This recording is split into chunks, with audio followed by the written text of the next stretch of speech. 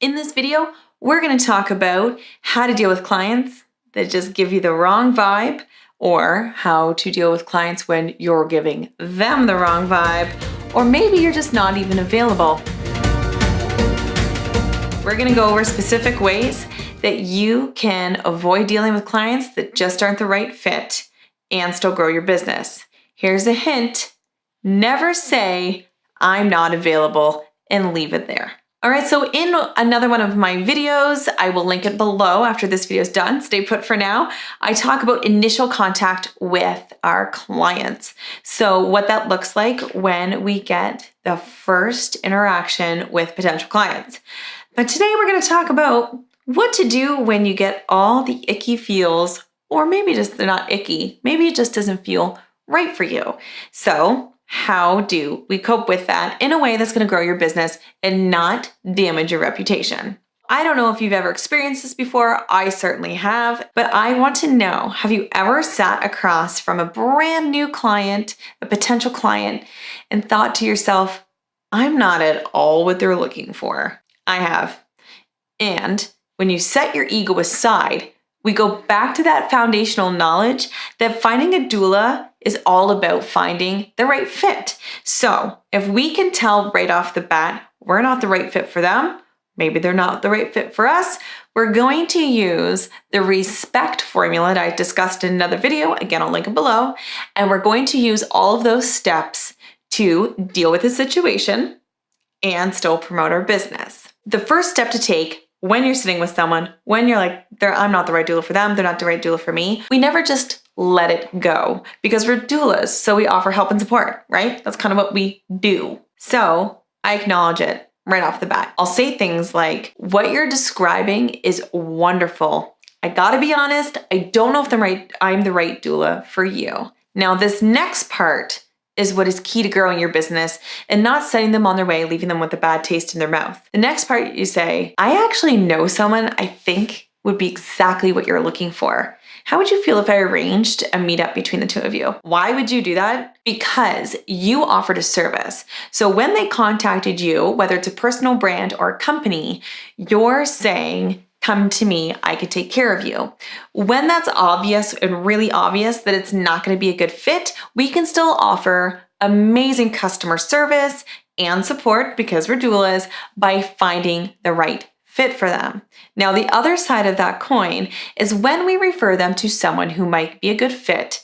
These are going to be a network of other doulas or care-based providers.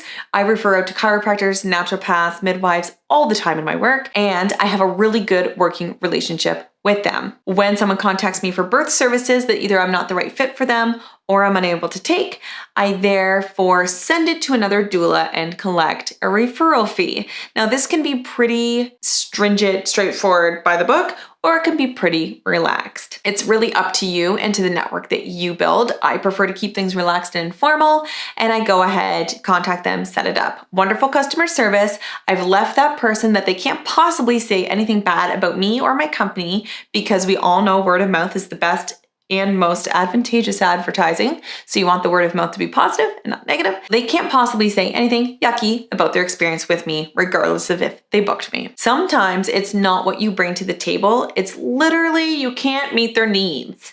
I have met with clients before, and apparently they don't go to my website, or maybe it was, again, I didn't use my respect. I didn't use my clear communication, but they were looking for someone to replace her older mother who had passed away. When I started douling, I wasn't even 30 yet, so I definitely did not qualify. But I knew of two amazing doulas in my community that would have been a perfect fit, and sure enough, they booked one of them. So that is how we deal with those clients. We use the respect formula we talked about in the past video, linked below, and we still take care of them the best of our abilities. We've acknowledged that we're the right fit for them.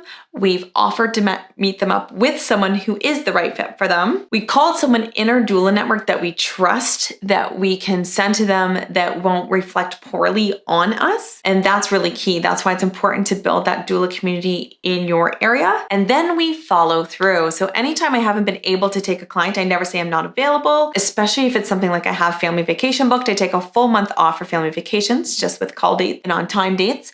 And I always say, I'm already booked. And I say, well, I'm going on vacation. I really want to take you. It's not positive professionalism. It feels like your vacation is more important to them, which it should be, but that doesn't feel very good to hear, even in rational brains. So what you say is, I'm unavailable, but I have a wonderful doula I'd like to refer you to, and you go ahead and do it. After you've done those steps and we've referred over and they've met with another doula and they're doing great, then we follow up. We follow up with the doula and the client, because so many times that client can easily get discouraged. I've met with many potential clients who have said, well, I called 3 other doula companies and you're the only one who called me back. Tell me this isn't happening, people. That's great for me because I have a great booking rate and I always respond fast. I come with the respect formula. But I want to know, if I refer a client to somebody else, that they are going to take care of that client. So I just do a quick follow-up. Hey, so-and-so, how was your meeting with this doula? What are your thoughts? What are your feelings? Wishing you all the best. Sign off. Then you check in with that doula. Hey, doula so-and-so, how was your meeting with this client? I really hope you guys were a great fit. Thanks for being part of my doula community. Let me know how I can support you. Sign off. When we take the time to build our relationships in our community, we are going from being a very isolated industry of care-based providers to a larger network. And we know that there is power in numbers. And I gotta tell you, it also feels good when you build your network and you come across a problem that one of your clients has and you can provide a solution. So a fussy newborn and they tried the probiotics and all these things, and you can say, well, I have a chiropractor that works with infants and she's really quite lovely. Would you like me to give you her number? And she can tell you more about her services. That's great. You're offering more service and more support, and you're supporting someone else in your community. Support, support, support, support, support. I've said that word 400 times, but it's so true. Not only are we supporting ourselves, we're supporting potential clients, existing clients, and members of our community. So doulas, tell me in the comments below, have you ever had to opt out of a client or an interview?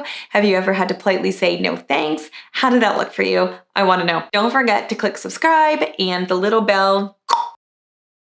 And that way, every Wednesday when I release my new video, you will be alerted first and foremost. Have a wonderful day. Thanks for being here, and I'll see you in the next video.